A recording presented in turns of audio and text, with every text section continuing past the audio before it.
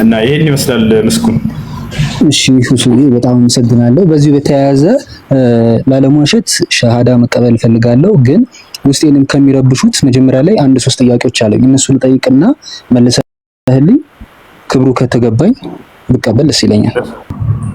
ትንሽ ኢንተርኔቶችን ማንበብ የጀመርኩት በዛ ላይ ትንሽ ስለስምና ለማወቅ ፈልጌ ነበረ እና እንደተረዳሁት ግራ የገቡኝን ልጠይቅ ነበር። በመጀመሪያ ለስማቸው አጠራር ክብርና ፍቅር ይግባቸውና ነብዩ ሰለላሁ ዐለይሂ ወሰለም ነብያችን መሐመድ ምዕራፍ ማጣቀስ ባልችልም በእስልምና እምነት ላይ ካልተሳሳትኩ የመጨረሻ ነብይና መልእክተኛ እንደሆኑ በ40 ዓመታቸው በኢራ ዋሻ ላይ የመጀመሪያውን የአላህ መገለጥ ወይም ራእይ እንደተቀበሉ ከዛም አሁንም ድረስ ለዓለም ድህነት በእስልምና በመሆን የሚታወቀውን የቅዱስ ቁርአን መጽሐፍ እንደሰጡ የሚታመን ይመስለኛል። የኔ ጥያቄ ክብር ይግባውና ለስማቸው ነብያችን ሰለላሁ ዐለይሂ ወሰለም በሳቸው ውብ እስልምና ከተመሰረተ በሳቸው አስተምሮና እውነት ከተጀመረ ከሳቸው በፊት የነበሩት ቀደምት እንደነበሩ የሚታመኑት ለስራቸው ክብር ይግባውና እነ ኑህ፣ ኢብራሂም፣ ሙሳ፣ ኢሳ በእስልምና አመጣጥ ላይ ምንም አስተዋጽኦ አልነበራቸውም ማለት ነው? ከነበራቸውስ እንዴት ለክብራቸው ነፍስ ይሰዋና የነብያችን ሰለላሁ ዐለይሂ ወሰለም ነብዩ መሐመድ ስምና ማዕረግ ከሌሎቹ በበለጠ ከፍ ሊልና በተለየ መንገድ ሊወደድ ቻለ የሚለው ጥያቄ ነው አንደኛው። በጣም ጥሩ። አዎ ቀደምት ነብያቶችም እንዲሁ ለአምላክ ሕግና ስርዓት ለሆነው ለኢስላም መስዋዕት ከፍለዋል፣ አስተምረዋል ህዝቦቻቸውን። ታዲያ ለእርሳቸው ልዩ ክብር የሚለው እኛ ሁሉንም ነብያት እናከብራለን። እርሳቸው ስማቸው ሲነሳ ሰለላሁ ዐለይሂ ወሰለም የሚለው የክብር መገለጫ ለእርሳቸው ብቻ ሳይሆን ለቀደምት ነብያትም የምንሰጠው ነው። ወቅታቸዋል ነቢያችን ሰለላሁ ዐለይሂ ወሰለም ሐዲስ ላይ ሲናገሩ ምን አሉ? ሰሉ ዐለል አንቢያኢ ወልሙርሰሊን ሚን ቀብሊ ፈኢነላሃ ቀድ አርሰለሁም ከማ አርሰለኒ ብለዋል። ከእኔ በፊት በነበሩት በነቢያቶችም ላይ ሰለዋትን አውርዱ አላህ እኔን እንደላከኝ ሁሉ እነርሱንም ልኳቸዋልና ብለው ተናግረዋል። ነቢያችን ሰለላሁ ዐለይሂ ወሰለም ለናሙናነት ያክል አንዳንድ ነቢያቶችን በተናገሩ ጊዜ ባነሱ ጊዜ ሰለላሁ ዐለይሂ ወሰለም እያሉ ሰለዋት ያወርዱባቸው ነበር። ለምሳሌ መሲሁ የማርያም ልጅ ወደፊት ይመጣል ብለው እየተናገሩ ሐዲስ ትንቢትን እየነገሩን እያሉ ምን አሉ? ዒሳ ሰለላሁ ዐለይሂ ወሰለም ሁሉ ብለዋል። አይደንቅም? ዒሳ ሰለላሁ ዐለይሂ ወሰለም ለእርሳቸው የተሰጠን ማዕረግ ለነቢያቶች ይጠቀሙት ነበር። እርሳቸው በጣም ያከብሯቸዋል ነቢያቶችን። ከእርሳቸው ፊት ማንም ሰው ነቢያትን ዝቅ አድርጎ አይናገርም ነበር። የሚገርማችሁ ከዕለታት አንድ ቀን ያ ኸይረና ሳላቸው ሰውየው መጡ። አንቱ የሰው ሁሉ በላጭና መልካም አላቸው። ላ ኸይረ ኢላ ኢብራሂም አሉት። አያችሁ ከኢብራሂም ሌላ ማንም መልካም የለም አንተ ብለው መለሱለት። ኢብራሂምን ታላቅ ሰው እንደሆነ ይገልጹ ነበር ነብዩ ሰለላሁ ዐለይሂ ወሰለም አብርሃምን ማለት ነው። እና ነቢያቶችን ነቢያችን ሰለላሁ ዐለይሂ ወሰለም በጣም ትልቅ ደረጃና ቦታ ይሰጧቸው ነበር። ስማቸውንም በተወሳ ቁጥር እነርሱን መልካምነታቸውን ይገልጻሉ። ልጅን በወለዱ ጊዜ ነቢያችን ሰለላሁ ዐለይሂ ወሰለም ምን አሉ ሐዲስ ላይ? ኢነላሃ ቀድ ረዘቀኒ ፊ ሃዚሂ ሌይላ ወለደን ወሰመይቱሁ ቢስሚ አቢ ኢብራሂም ዐለይሂ ሰላም አሉ። እነሆ በዛሬዋ ሌሊት አላህ ወንድ ልጅን ለግሶኛል፣ የልጄንም ስም በአባቴ በአብርሃም ስም አብርሃም ብዬ ወይንም ኢብራሂም ብዬ ሰይሜዋለሁኝ አሉ። ምክንያቱም ኢብራሂም የእርሳቸው አባት ነውና ነቢያችን ሰለላሁ ዐለይሂ ወሰለም በአባቴ በኢብራሂም ስም አባት የሚሉት የኢስማኤልን አባት የሆነውን አብርሃምን ነው። ከእርሱ ዘር እንደመጡ አላህ በቁርአንም ላይ ይመሰክርላቸዋል። ሐዲስም ላይ እርሳቸውም እንደተናገሩ ልጄንም በኢብራሂም ስም ሰይሜዋለሁ ይላሉ። ኢብራሂም ብለው በሌላ ቦታ ላይ ሰለላሁ ዐለይሂ ወሰለም ይላሉ። ይህን ማዕረጋቸውን ለሌሎች ለነቢያቶችም ነቢያችን ሰለላሁ ዐለይሂ ወሰለም ይሰጧቸዋል። እና ይህ ነው። እሺ ሁሱዬ ሌላም ጥያቄዎች አሉኝ መጠየቅ ከተቻለ ለሌላው እድል ካልዘጋሁኝ። እሺ አሁንም ምዕራፍ አጣቅሻ አላወራም። አሁንም እንዳነበብኩት በእኛ በአዲስ ኪዳንና በወንጌል በሐዋርያት ሥራ ላይ የክርስትና እምነት በአንደኛው ክፍለ ዘመን በኢየሱስ ክርስቶስ ሕይወት አስተምሮና ተከታዮቹ ላይ ተመሰረተ ነው ይላል። በእስልምና አስተምሮ ላይ ደግሞ ያለ እውቀቴ እንዳነበብኩት በሰባተኛው ክፍለ ዘመን ዓመተ ምህረት በአረብ ባህረ ገብ መሬት ውስጥ በእርግጥ የዚህን ትርጉም አላውቅም። በአረብ ባህረ ገብ መሬት ውስጥ ነፍስ ይሰዋላቸውና ሰለላሁ ዐለይሂ ወሰለም ነብዩ መሐመድ በ6 ዓመተ ምህረት ራእይ ከተቀበሉበት ጊዜ በኋላ እንደሆነ ይታመናል። ሆኖም የኔ ጥያቄ ከእስልምናና ከክርስትና መሃል ይህን ያህል የጊዜ ክፍተት ካለ አንዱ ከአንዱ ቀደምትነቱን በምን ሊያሳውቅ ይችላል? በግልጽ አማርኛ እስልምና ወይስ ክርስትና ለምድር ቅድሚያ ተበርክቷል? ምድር ቅድሚያ በማን ተባርካለች? ወይስ ጊዜ አስልተን ብቻ ቀዳሚውን መወሰን አለብን ነው? ካላስቸገርኩ ይሄንን። እሺ መልካም። በመጀመሪያ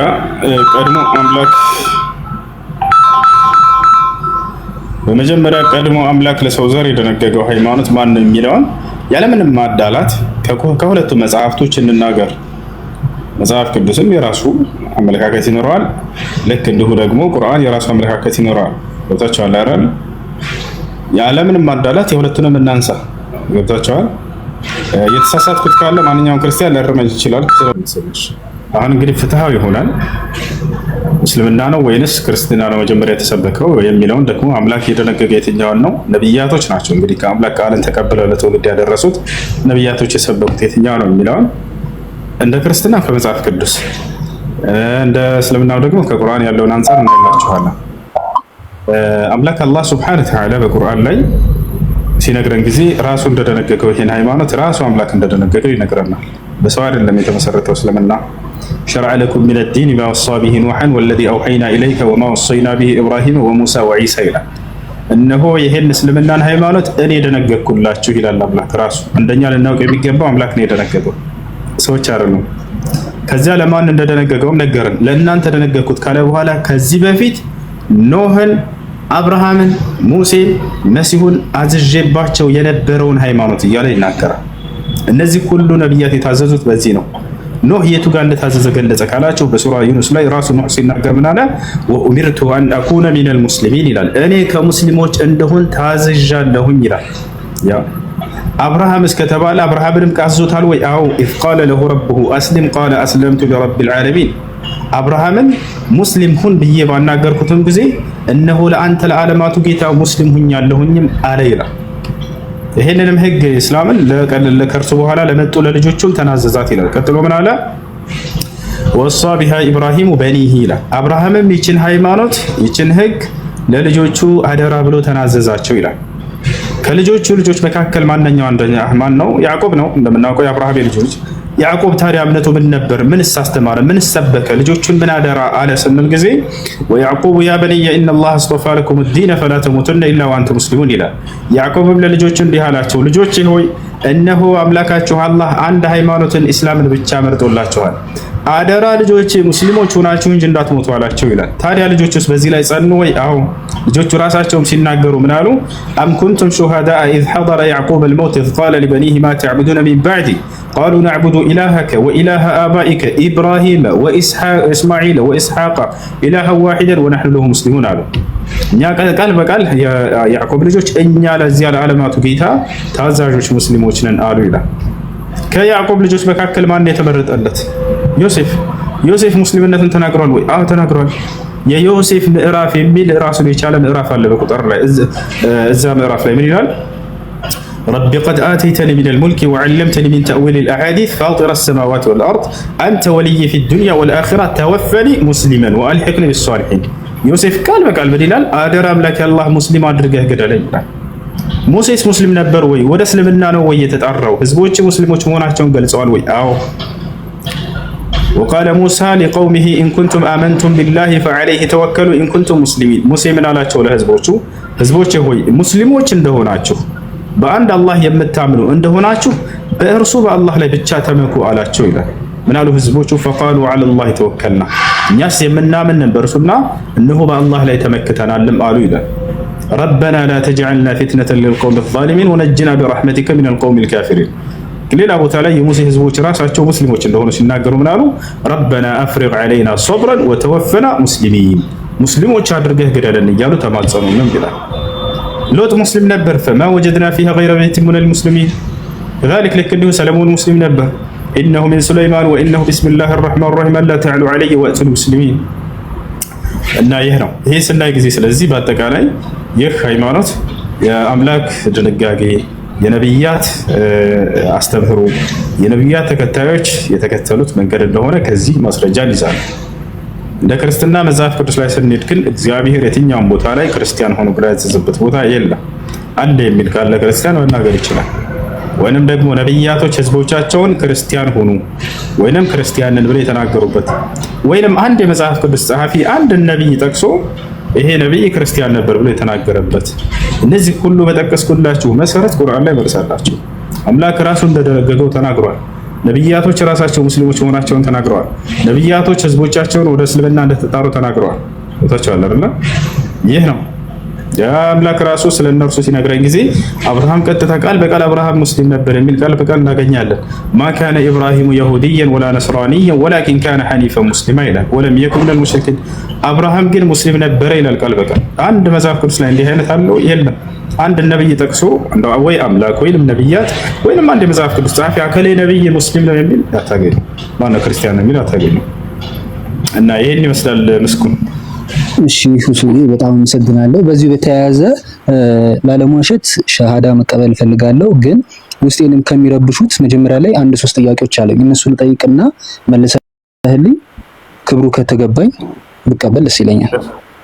እሺ ጥያቄ እሺ ሌላው እንዳነበብኩት እኔ ባለሁበት የኦርቶዶክስ እምነት እናታችን ቅድስት ድንግል ማርያም የኢየሱስ ክርስቶስ እናት ትባላለች። ኢየሱስ ክርስቶስን በድንግልና የመውለድ ሀቅ ማንንም የማያሻማ ቢሆንም ካጠፋው ይቅርታና የኔ ጥያቄ ፈጣሪ በፍጡሩ የመፈጠሩ ሚስጥር ምክንያት ምን ይሆን ነው? ይህን በእርግጥ አንተም መጠየቅ ያሳፍራል፣ ይቅርታ። ሌላው ከዚሁ በተያያዘ በእስልምና ደግሞ ካልተሳትኩ ቅዱሱ ቁርአን ማርያምን የኢየሱስ ወይም የኢሳ እናት ነች ይላታል። እሱም በእስልምና እንደ ነብይ ይቆጠራል መሰለኝ።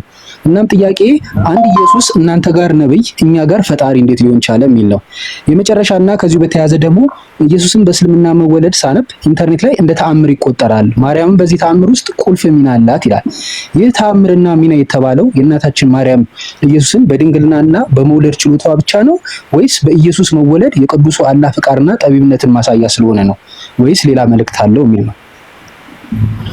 በጣም ጥሩ። አዎ ድንግል ማርያም በድንግልናዋ ማንም ወንድ ሳይነካት፣ ልብ በሉ ሳይገናኛት ብቻ አይደለም፣ አንድ ባዕድ ወንድ እንኳን እንዲህ አድርጎ ነክቷት የማታውቅ እንደሆነች ተነግሯል በቁርአን ላይ። ወለም የምሰስኒ በሸር አለች፣ ወንድ ያልነካኝ ሰሆን የምትለውን ቃሏን አላህ አረጋግጦ አስፍሮላታል። ማንም ወንድ አልነካትም።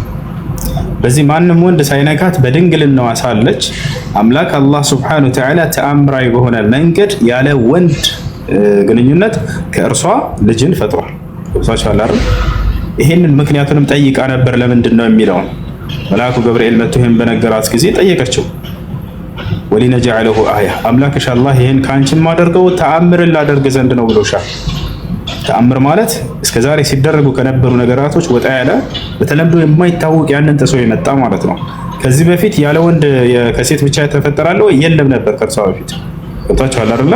ነገር ግን ከእርሷ ይሄን ነገር አምላክ አላህ Subhanahu Wa Ta'ala በማድረግ ለካ አምላክ ያለ ወንድ ግንኙነት ከሴትም መፍጠር ይችላል ማለት ነው የሚለውን የአምላክ ኃይል ሙሉ እንደሆነ ሰዎች ይረዱ ዘንድ ለማድረግ ያደረገው ጥበቡ ነው። መልአኩ ገብርኤልን ጠይቃ እሷ ይሄንን ብሏታል። ወሊነጀዐለሁ አያ ተአምረኛነቱ ከሁለቱም በኩል ነው። የተአምሩ ባለቤት ማን ነው? ይሄን ነው እንድታስተውል የምፈልገው። ያ አንዱ አምላክ ነው። የመሲሁም አይደለም የማርያምም አይደለም። የእነርሱ አስተዋጽኦ አለበት ወይ የለበትም? አድራጊው ሁሉን ነገር ሰሪው ያ እርሱ ነው። ገብታችኋል አይደለ? ሁለቱንም ግን ተአምር አደረጋቸው አምላክ አላህ Subhanahu Wa Ta'ala። ሁለቱም እንደሆነ ይገልጻል። ሁለቱም ተአምር እንደሆነ አላህ Subhanahu Wa Ta'ala ይገልጻል። ከሱም አንፃር ተአምር ነው፣ ከሷም አንፃር ተአምር ነው።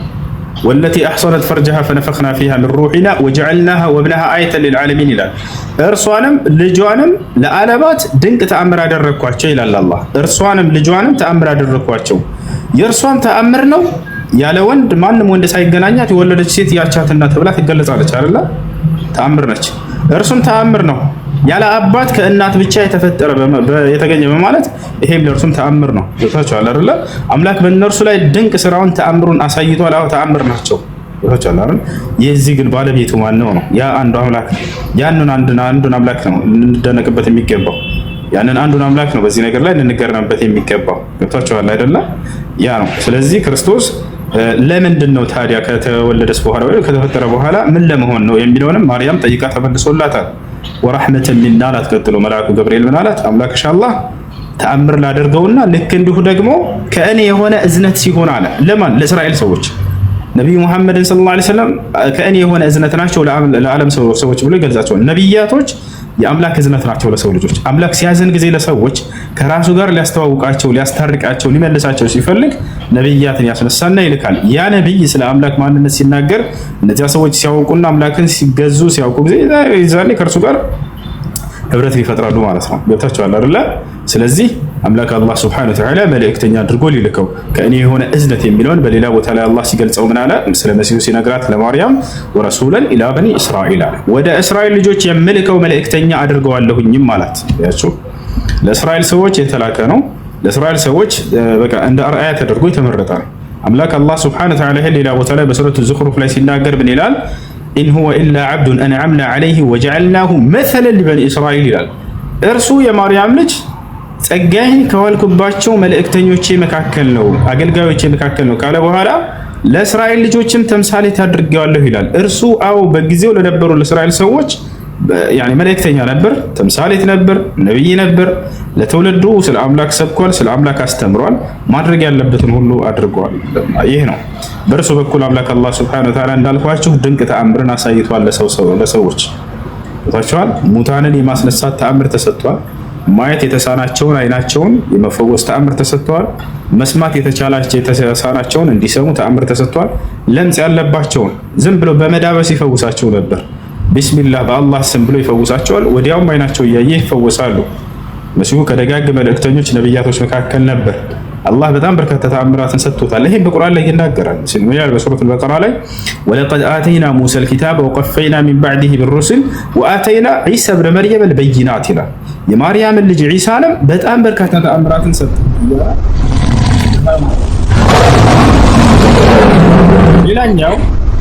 ሌላኛው ምንድነው? መሲሁ ዒሳ ዓለይሂ ሰላም የሚደንቅ ተአምራቶችን ካደረጋቸው መካከል ከማ ዩርዋ ዛሊክ ይህ እንደተዘገበው መሲሁ ከዕለታት አንድ ቀን ከእስራኤል ወጣ ብሎ መሄድን አሰበ። ለመሆኑ ይሄ መሲሁ ያለበት መንገድ እውነት ነው ወይንስ ሐሰት ነው የሚለውን ለማረጋገጥ አንድ ሰው አብሮት ልከተለህ የምትሄድበት ቦታ ነው። ልከተለህ አለው። መሲሁ እሺ ተከተለኝ አለው። እሺ ተከተለኝ አለው። በጉዟችን ላይ ጉዞ ሊያደርጉ ነው። ስንቅ መያዝ አለባቸውና ስንቅ እንያዝ አሉ። መሲሁ ዒሳ ዓለይሂ ሰላም አንድ ዳቦ ወይንም አንዲት ቂጣ ይይዛል። ያኛው ደግሞ ሁለት አመጣ። በቃ ስምምነት አደረጉ። በጉዟችን ላይ እነዚህን ሶስቶችን እንበላቸዋለን ሄደን እስክንመለስ ድረስ አንተ ያዛለውና መሲሁ ለዚህ ሰውዬ ሰጠው። አብሮት መጓዝ ጀመረ። እየሄዱ እያለ የሆነ ቦታ ላይ ሰውየው ይሄን አንዱን ቂጣ ተደብቆ ይበላና ሁለት ብቻ ያስቀራል። ቦታቸው አላረ አሁን ወሬው ስለ ቂጣ አይደለም፣ ትልቅ ጥበብ ሊያስተምረው ነው መሲሁ። በዚህ ላይ ትልቅ ተአምር ድንቅና ተአምር ሊያደርግ ነው። ያን ተከታተሉ። በላና ደበቀ። አንደኛው በቃ ሁለት ብቻ ያዘ ሰውየው፣ አንደኛውን በላ። ልክ እየሄዱ እያለ መሲሁ ልክ አውጣና እንብላ ሲለው ጊዜ ሁለት ቂጣዎችን አወጣ። መሲሁ ጠየቀው ሰውየው፣ አንደኛው ቂጣ የት ሄደ አለው። አይ እኔ አላውቅም አለ። ንገረኝ የት ነው ያደረከው? የለም በቃ እኔ አላውቅም ብሎ ካደ። አንከረ ዛሊክ አስተባበለ፣ ካደ። ከዚያ አሻለው እና ጉዟቸውን ቀጠሉ መሲሁ ጋር። በቃ አንተ እንደዚህ ነህ በተለየኝ ምናምን ቀጥላል አለው መሲሁ ዒሳ ዓለይሂ ሰላም። እሺ እንሂድ አለው። ጉዟቸውን ቀጠሉ። እየሄዱ እያለ መሲሁ ዒሳ ዓለይሂ ሰላም እና ሰውየው የሆነ ማየት የተሳነውን ልጅ አገኘ መሲሁ በመንገዱ መካከል። ቢስሚላህ አለና በአላህ ስም አለና አይኑን ፈወሰው። አይኑ ተገለጠ። ይህ አይሁድ በጣም ተደነቀ። እንዴ ማየት የማይችልን ልጅ አይኔ ያየ እዚሁ አይኑን ገለጽክለት አለው። ምንኛ የሚደንቅ ተአምርና ስራ ነው ብሎ ተናገረ። መሲሁ ምን አለው? የዚህን ልጅ አይን በመለሰ በአምላኬ በአላህ ስም ጠይቀሃለሁኝ ያችን ቂጣ ማን የበላት አለው። ወቻን አይ እኔ አልበላሁም አልወሰድኩም ብሎ አሁንም ሸመጠጠ። እሺ እንሂድ አለው። ቀጠሉ ጉዟቸውን። አሁንም እየሄዱ እያለ ባህር አጋጠማቸው፣ ትልቅ ውሃ። መሲሁ ዒሳ ዓለይሂ ሰላም ጋር ሰውየው አብረው ናቸው። ይሄን ባህር እንዴት ልናልፍ ነው አንተ መሲሁ አለው። ሰውየው ምን አለ? ማነው ዒሳ ዓለይሂ ሰላም ምን አሉት? እኔ በአላህ ስም ወይንም ቢስሚላህ ብዬ ውሃውን እረግጣለሁኝ እርሱም መሬት ይሆንልናል አለው። ገና ነገረው ወደፊት የሚሆነው። ይሄንን ተአምር አድርጓል መሲሁ። በባህር ላይ የመሄድን ተአምር ተሰጥቶ ነበረ። ከዚያ ሰውየውን ቢስሚላህ ብለህ ከእኔ ጋር ውጣ አለው። አብሮት ወጣ። መንገድ ሆነላቸው። በቃ ደረቀ፣ እንዲጓዙ ሆኑ። ልክ ባህሩን ካለፈ በኋላ ሰውየው በጣም ተደነቀ። ይሄ ባህር የነበረን መንገድ እንዲሆን ያደረገ ምን አይነት ተአምር ብትሰጥ ነው አለ። አሁንም ጠየቀው። ይሄን ባህር ለእኔና ለአንተ መሬት ባደረገ በአምላኬ በአላህ ስም ጠይቀሃለሁኝ ያችን ቂጣ ማን የበላት ንገረኝ አለው። እኔ አልበላሁም ብሎ ሸመጠጠ። ሆነ መጨረሻ ላይ አሁን መሲሁ ምን አይነት ተአምር ሊያደርግ ነው? አሁንም እየሄዱ እያለ በመንገዳቸው ላይ መሲሁ ዒሳ ዓለይሂ ሰላም 3 ድንጋዮችን አነሳ። እነዚህንም ድንጋዮች ወዲያው ዱዓ አደረገ። አላህ ሱብሓነሁ ወተዓላ ወደ ወርቅ ቀየረለት። እነዚህን 3 ወርቆች ባየ ጊዜ ይህ አይሁድ በጣም ተደነቀ። እንደ ድንጋይ የነበረ ነገር ወደ ወርቅ ተቀየረ። አሁን መሲሁ ተመልከቱ ጥበቡን። ዒሳ በጣም ጥበብን የተቸረ ነብይ ነው። አላህ በቁርአን ላይ ጥበብንም አስተምረዋለሁ ልጅሽን ብሎ ቃል ገብቶላታል። ወዩዓሊሙሁል ኪታበ ወልሒክመተ ተብሏል። ጥበብን ይሰጠዋል ልጅሽን ተብሎላታል። የዒሳን ጥበብ ተመልከተዋል። ምን አደረገ? እንካ ይሄ ወርቅ አንዱ ላንተ ነው አለው፣ አንዱ ደግሞ ለእኔ ነው አለ መሲሁ። ሰውየው እንግዲህ የሰው ልጅ በምድራዊ ጥቅም በጣም የተፈተነ ነው የሰው ልጅ ሲባል፣ ሶስተኛው ስለማን ነው የሚሆነው ብሎ ጠየቀ ሰውየው። ዒሳ ምን አለው? ይሄ ሶስተኛው ደግሞ ያችን ቂጣ ለበላት ሰው ነው የሚሆነው አለው። በዚህ ጊዜ ሰውየው እኔ ነኝ የበላሁት በቃ አለ። እኔ ነኝ የበላሁት አለ። ዒሳ ወርቁን ፈልጎት አይደለም። ዒሳ አላህን ቢጠይቅ ይሄን ምድር እንዳለ ወርቅ አድርግልኝ ብሎ ቢጠይቅ ያደርግለታል አላህ። ተተቻለ አይደለ? ስለ ወርቁ አይደለም። የሰው ልጅ ግን ለምድራዊ ጥቅም ምን ያክል ጉጉት እንዳለውና በዚያ ምክንያት እንደሚዋሽ እንደሚቀጥፍ ብዙ ኃጢአቶች እንደሚያደርግ ለመግለጽ ነው። ዒሳ ዓለይሂ ሰላም እኔ ወርቁን ፈልጌው አልነበረም፣ እንካ 3ቱንም ለአንተ ውሰድ ብሎ ሰጠው። ከዚያስ በቃ እንግዳውንስ አልጓዝም ካንተ ጋር ልመለስ ነው አለ። ካደው ራሱ።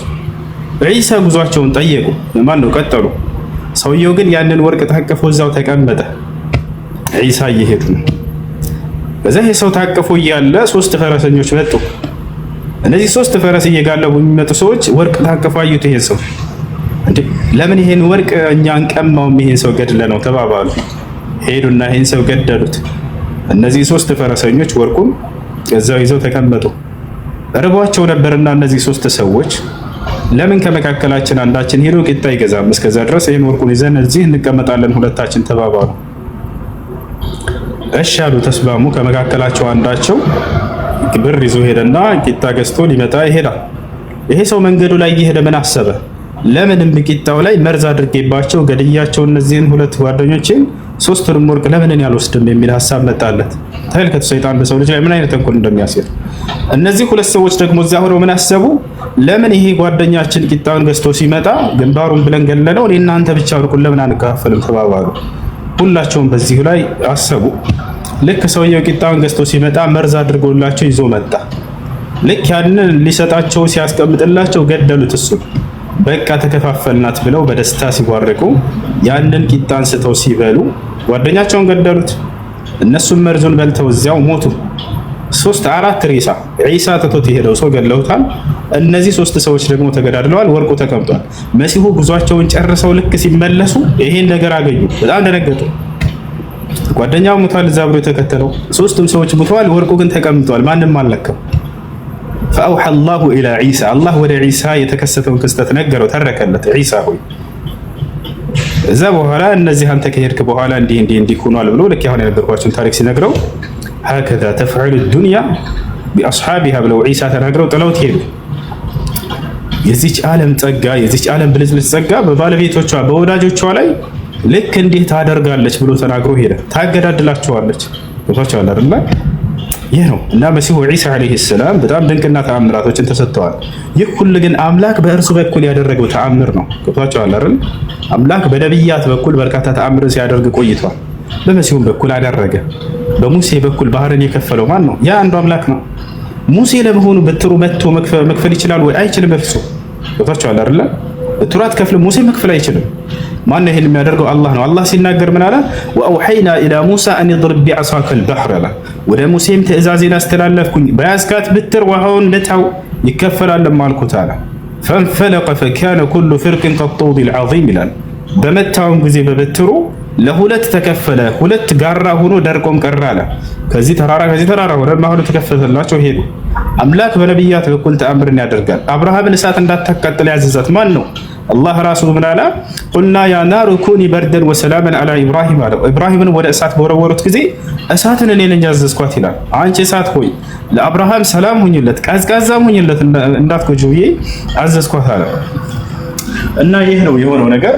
በነቢያት በኩል አምላክ ድንቅና ተአምርን ያደርጋል፣ በመሲሁም በኩል እንዳደረገው ሁሉ ይህ የመልእክተኛነታቸው የእውነተኛነታቸው ማረጋገጫ እንጂ የአምላክነት ማረጋገጫ አይደለም። ወደዚህ መንገድ ነው የምንጠራቸው፣ ወደዚህ መንገድ ነው የምንሰብካቸው። ልጆች እዚህ ሀዛሌን ነው ካላችሁ ቀጥሉ። ባረክ አላህ እውነት ተናገረ። አመሰግናለሁ። እሺ ምስጉን ሌላ ጥያቄ አለ? ጨርስ አለኝ ሌላ ጥያቄ። ሌላኛው ጥያቄ በእስልምና እምነት መሰረት ስማቸው ክብር ይግባውና አለይሁ ሰላም ነብዩ ኢብራሂም ከልጃቸው እስማኤል አለይሂ ሰላም ጋር እንደገነቡት የሚታመነው በሳውዲ አረቢያ መካ ከተማ የሚገኘውን ካዕባን ሙስሊሞች ያመልኩታል የሚባለው ምን ያህል እውነት ነው? በእስልምና አስተምሮና ህይወት ላይ ይህ ቅዱስ ካዕባ ለአጠቃቀም ይቅርታና በምን መንገድ ነው ምን በመሆን የሚያገለግለው? በጣም ጥሩ። መካ ላይ የሚገኘውን ካዕባ የሰሩት አብርሃም ናቸው ከልጁ ከኢስማኤል ጋር። አላህ ራሱ ቃል ኪዳን እንደያዘባቸው ለዚህ ስራ ይገልጻል። ሲናገር ምን አለ? ወዐሂድና ኢላ ኢብራሂመ ወኢስማዒል አን ጠሂራ በይቲየ ሊጣኢፊነ ወልቃኢሚነ ወሩክዕ ሱጁድ ይላል። ወደ አብርሃምና ወደ ልጁ ወደ ኢስማኤልም ቃል ኪዳንን ያዝኩኛል አምላክ አላህ። ሄዳችሁ በዚያ በመካ ምድር ላይ ቤቴን ስሩ፣ የአምላክ ቤተ አምልኮ እነዚህ አምልኮ የሚፈጸምባቸው የአምላክ ቤቶች ይባላሉ። ታላላ ከመስጂዶች መካከል አንድ መስጂድ ነው፣ መስጂድ አልሐራም ይባላል። አላህ በቁርአን ላይ ሲጠቅሰው ሱብሃነ አለዚ አስራ ቢዐብዲሂ ለይለን ሚነል መስጂዲል ሐራም እያለ መስጂድ አልሐራም እያለ ይጠቅሰዋል። እና የአምላክ ትእዛዝ የነብያት ተግባር ነው። እሱ አምላክ ራሱ አዞ ነብያቶች የሰሩት ናቸው። አብርሃምና እስማኤል እንደሰሩት ማስረጃ አለ ወይ? ወኢዝ የርፈዑ ኢብራሂሙ አልቀዋዒደ ሚነል በይቲ ወኢስማዒል ይላል። አብርሃምና ልጁ ኢስማኤልም የቤቱን መሰረት አንስተው በሰሩ ጊዜ እያለ ይናገራል። ለምን ዓላማ ነው ወደሚለው ስንመጣ ጊዜ ለሁለት ዓላማ ነው ባጭሩ። አንደኛ የሶላት አቅጣጫ ይሆን ዘንድ ሰዎች ወደ ተዘበራረቀ ቦታ ዙረው እንዳይሰግዱ አንድ አቅጣጫ ዙረው እንዲሰግዱ የተገነባ የሆነ ቤተ አምልኮ ነው። ወጣቸዋል። ሁለተኛ የሐጅ ስነ ስርዓት መፈጸሚያ ነው።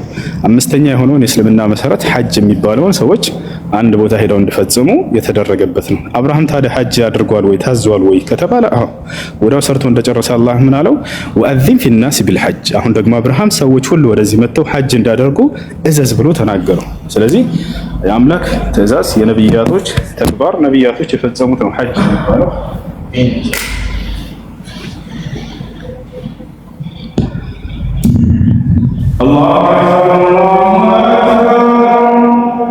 እና ያ ነው አብርሃም ኢብራሂምን ፎሎ አድርጉት። እሺ ልጆች ቀጥሉ። በቃ ኢብራሂምን ፎሎ አድርጉት። አብዱልከሪም አለ፣ ጃ አለ፣ ዛህራ አለች፣ ኢብሮ አለ። ክርስቲያኖች ካላቸው አውሯቸው። ባረከላሁ ፊኩም። እኔ መስጂድ ነው ያለን፣ ስወጣ ደግሞ እናወራለን። እሺ እነሱ ለጠይቃ ማለት ነው። ቀጣይ እሺ ጠይቃቸው። አብዱልከሪም ካላስቸገርኩ ልጠይቅ ወይ ደግሞ ዛሃራቴ? ጠይቅ ይመለሳል። አብሽር አሉ ወንድሞች። እሺ ቅድም በእርግጥ ይሄ ጥያቄ ተነስቶ ሲጠየቅ ነበረ መሰለኝ፣ ከዚህ በፊትም ተነስቶ ነበረ። በእርግጥ አሁን የምጠይቀው በድፍረትም በንቀትም እንዳይታይብኝ እፈልጋለሁ። ምናልባት እኔ በቂ እውቀት ስለሌለኝም በአግባቡም ስላልሰማ ይሆናል። እንደውም ባለፈው በሁሱ ቤት ስደርስ በክርስትና ላይ አንድ ወንድማችን በቅዱሱ መጽሐፍ ዘዳግም ከ22 ከ21 እስከ 24 አንብብ ተብሎ አምላካችሁ ግድያ ይፈቅዳሉ ወይ ተብሎ ተጠይቆ ነበር።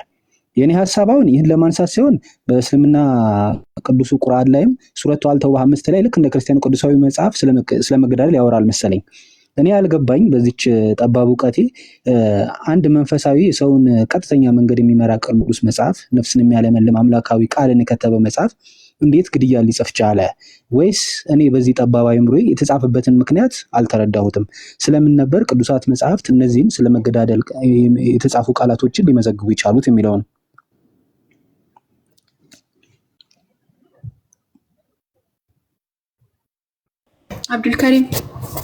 አብዱልከሪምን ጃቢርን እና ኢብራሂምን ፎሎ አድርጓቸው። እሺ ቀጥል አብዱልከሪም። እሺ ኢብሮ ትልቁ ላይ ፋይል እንትን ስላለ ኢብሮ ትልቁ ላይ ኩና ክፈትለት ፋይል።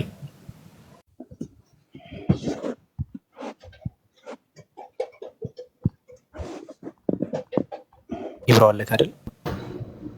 አብዱ አለው። ቆይ አንድ ጊዜ አሁን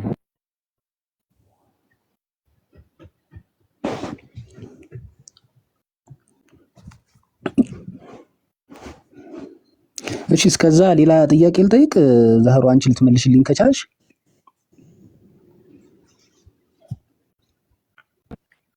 አብዱ ምንድን ነበር የፈለከው? አልሰማሁም። እሺ ጥያቄን ልድገመው። እንትን ክፈትለት። አይ እዚህ ጋር ስክሪን እንዲከፈትልህ እኮ ነው። እሺ አንድ ጊዜ ላይክ ግን 2 ደቂቃ ምናምን ነው ልከፍትልህ የምችለው። እሺ አንድ ጊዜ ያወጣው ነው የሱረቱ ተውባን ነው። እዛ ላይ ያለውን ክፈት። እሺ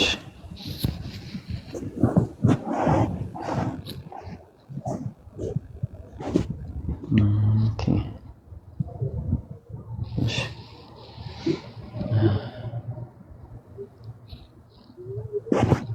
ኦኬ እሺ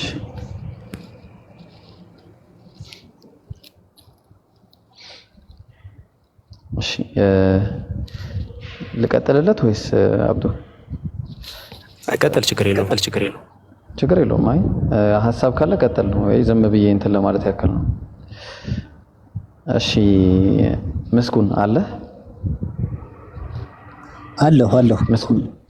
እሺ ምን መሰለህ በዋነኝነት አላህ Subhanahu Wa Ta'ala ስለ መግደል መናገሩን ከመናገሩ በፊት ምንድነው በእስልምና ላይ መጋደል የሚለው ነገር እንየው። ሱረቱል በቀራ ምዕራፍ ቁጥር 256 ላይ ላኢክራሃ ፊዲን ይላል። በሃይማኖት ማስገደድ የለም። አየኸው፣ በሃይማኖት ማስገደድ የለም። ስለዚህ በሃይማኖት ማስገደድ ከሌለ ታዲያ ለምንድን ነው የተፈቀደው የሚለውን ነገር በቃ በዋነኝነት እዛ ላይ ቁጭ እናድርገው ሐሳቡን ማለት ነው።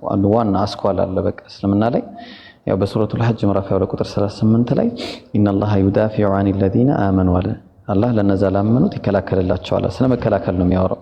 ኢነላሃ ላ ዩሂቡ ኩለ ኸዋኒን ከፉር ይላል።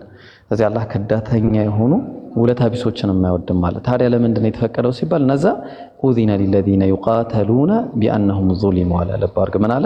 ለነዚያም ለሚገደሉት ምእመናን እነሱ የተበደሉ በመሆናቸው አለ ምን አለ መጋደል ተፈቀደላቸው። የተበደሉ እንዴት ነው የተበደሉት ከተባለ ምን አለ? አለዚነ ኡኽሪጁ ሚን ዲያሪሂም እነዛ ከሀገሮቻቸው የተባረሩት አለ ቢገይሪ ሐቅ ያለ ሐቅ ያለ ፍርድ ያለ ፍትህ ኢላ አየቁሉ ረቡና አላህ ጌታችን አላህ ነው በማለታቸው ማለት ነው። አየህ ስለዚህ ምንድነው አላህ Subhanahu Wa Ta'ala እነዛ የተበደሉት ለሆኑ ሰዎች ነው መጋደልን የፈቀደላቸው የመጀመሪያው። ሁለተኛው ነገር ደግሞ ለምንድን ነው የተጋደሏቸው ሲባል እነዛ ያለ ምክንያት በቂ ያልሆነ ምክንያት ሳይኖር ከሀገራቸው በመባረራቸውና ጌታችን አላህ ነው በማለታቸው ብቻ ነው የተደረገባቸው።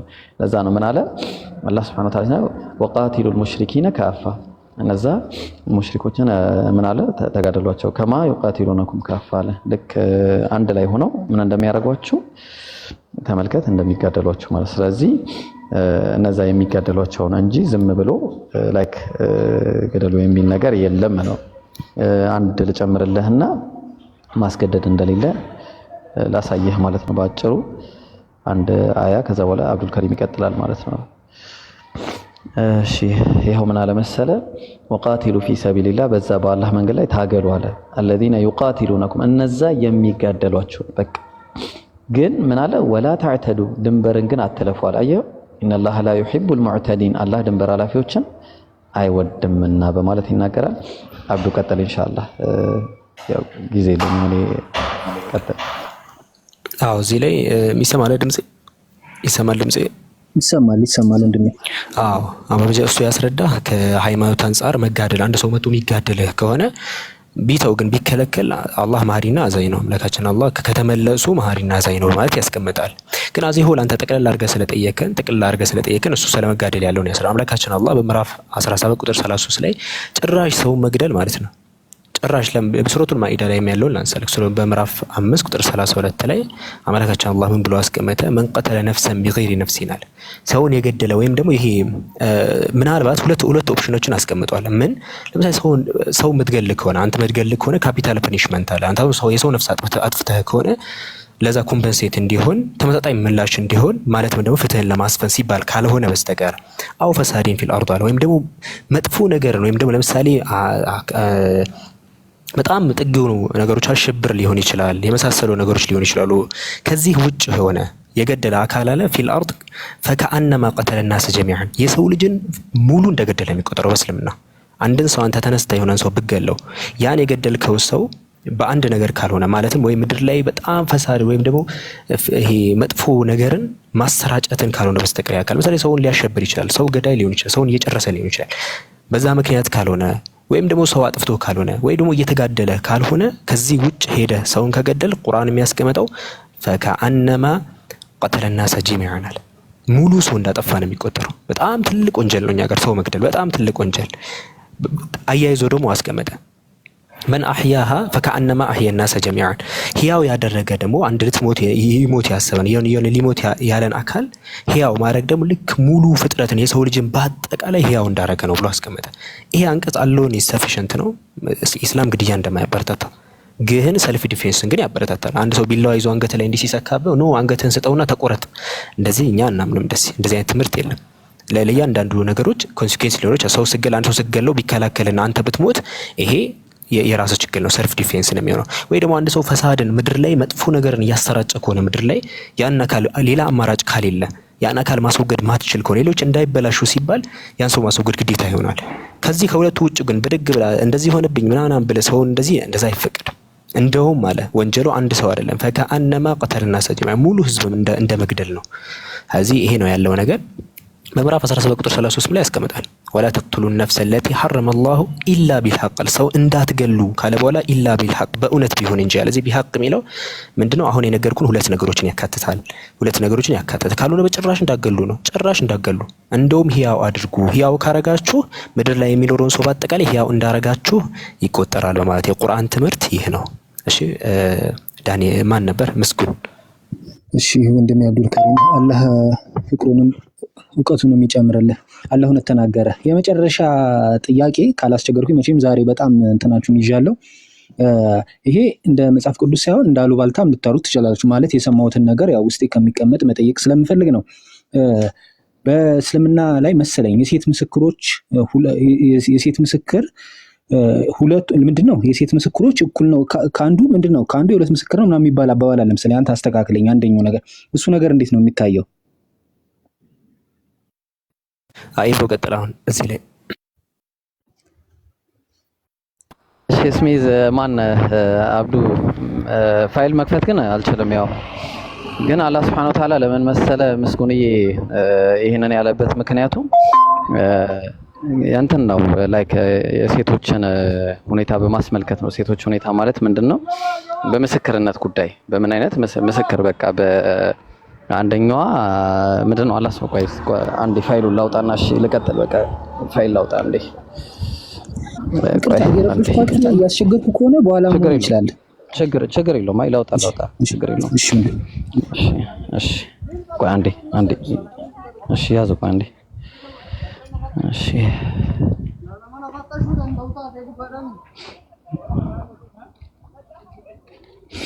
አይ በእንትን ሲሆን ያምራል ብዬ ነው እሺ እንጂ ያው ማስረዳቱ ቀላል ነው እሺ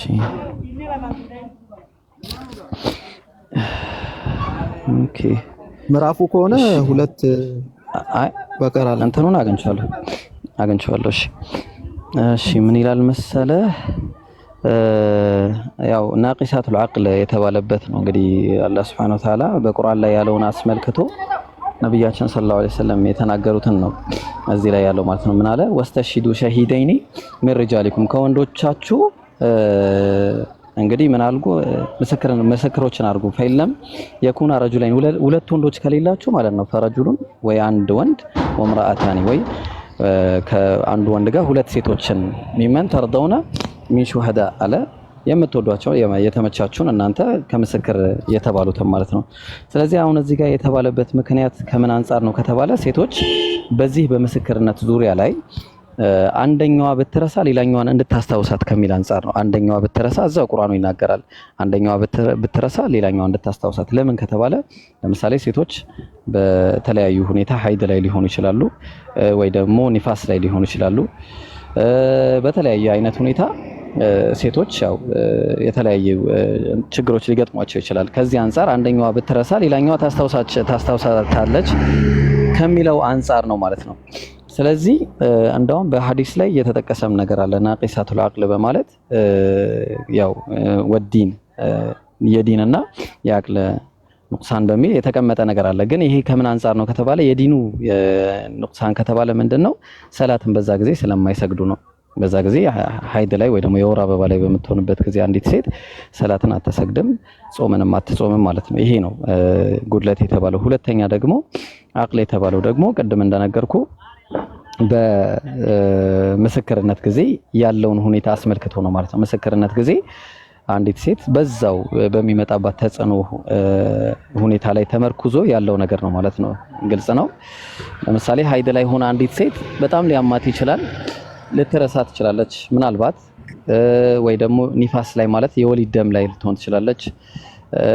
በዛ ሰዓት ያለው ሁኔታ ማጥባት ላይ ልትሆን ትችላለች። የተለያየ አይነት ሁኔታዎች አሉ ሴቶች ላይ ያሉ ማለት ነው። ለዚህ ነው አንዲት ሴት ሁለት ሴቶችና አንድ ወንድን አድርጎ ያለው አላህ Subhanahu Wa Ta'ala ከዚህ አይነት ሁኔታ አንፃር ነው ማለት ነው።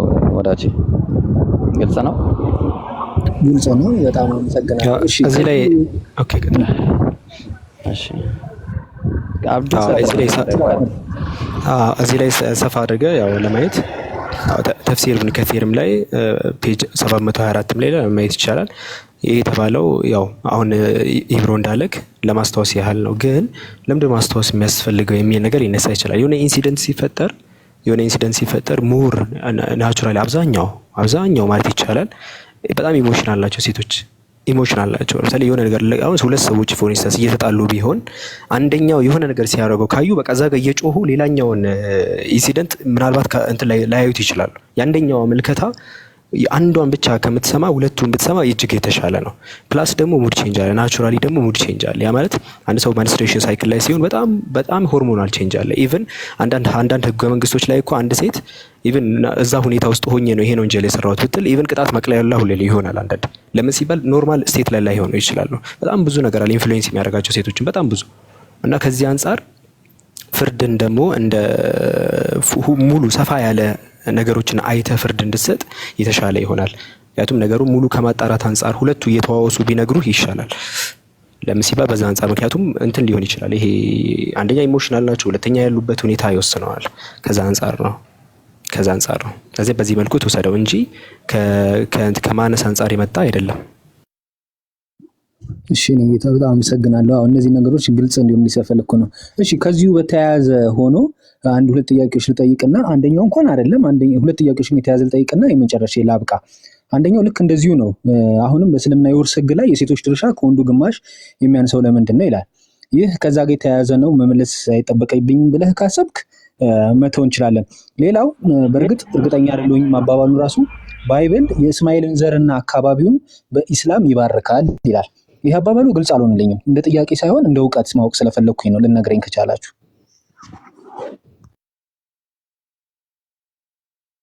የውርሱ ላይ ልሂድና ከዛ በኋላ የእስማኤል ላይ ግልጽ ስላልሆነ ጥያቄው እንትን ትላለህ። መስኮን ውርስ ላይ ከሆነ አዎ ሴቶች የሚወርሱት ከወንዶች የተወሰነ ያነሰ ነው። ግን በጣም በሚገርም ሁኔታ ሴቶች የሚወርሱት ውርስን ሳይሆን ማየት ያለብህ ልክ ስታገባ ወንድየው ነው ያው የመህር ግዴታ ያለበት መህር የሚሰጠው ወንድ ነው። ሁለተኛ ልጁን መዳር ያለበት ወንድ ልጅ ነው። ሶስተኛ ከቤቷ ተፈናቅላ ብትመለስ የመርዳት ግዴታ ያለበት ወንድየው ነው። የእሷ ንብረት የራሷ ንብረት ነው። የባሏ ንብረት ደግሞ የእሷም የራሷም ነው። ባልየው ግን የእሷ ንብረትን መንካት አይችልም ያለሷ ፍቃድ ማለት ነው። የፈለገችውን ያህል የወረሰችውን ቢኖራት ማለት ነው። ስለዚህ ከዚህ አንፃር ኢማጂን የእሱ ብር ሁሉ ጊዜ እሷ ሚሊዮነር ብትሆን እንኳን የእሷን ሚሊዮነር የሆነችውን ብር ማለት ነው እሷ በየትኛውም አይነት ሁኔታ ላትሰጠው ትችላለች ከፈለገች ማለት ነው። እሱ ግን ግዴታ ሄዶ الرجال قوامون على النساء እንዳለው አላህ ሴቶች በወንዶች ላይ የበላይ አስተዳዳሪ ናቸው እንዳለው ሁሉ ሄዶ ጥሮ ግሮ ማስተዳደር የፈለገውን ነገር አድርጎ እሷን ማስተዳደር ግዴታ አለበት። ግን ከፈቀደችለት ደግሞ ፈኩሉሁ ሀኒአን መሪአ ብሏል። ሳይመረገጋችሁ ብሉ ብሏል ከፈቀደችለት። ከዛ በተረፈ ግን የሴቷ ብር ሁሉ ጊዜ እንደተቀመጠ ነው የሚኖረው ማለት ነው። ስትፈልገው ነው የምትጠቀመው እየመነዘረች። የሷ ብር ይጨምራል፣ የሱ ብር ግን ሁሉ ጊዜ እየጎደለ ይሄዳል ማለት ነው። ይሄ ነው የመጀመሪያው ጥያቄ። ግልጽ ነው። አዎ ግልጽ ነው። አመሰግናለሁ። ሁለተኛው ጥያቄ በቃ እንደዚህ ነው። ግልጽ አይደለም አላወኩትም እኔ አብዱልከሪም ከሰማሁ ከገባ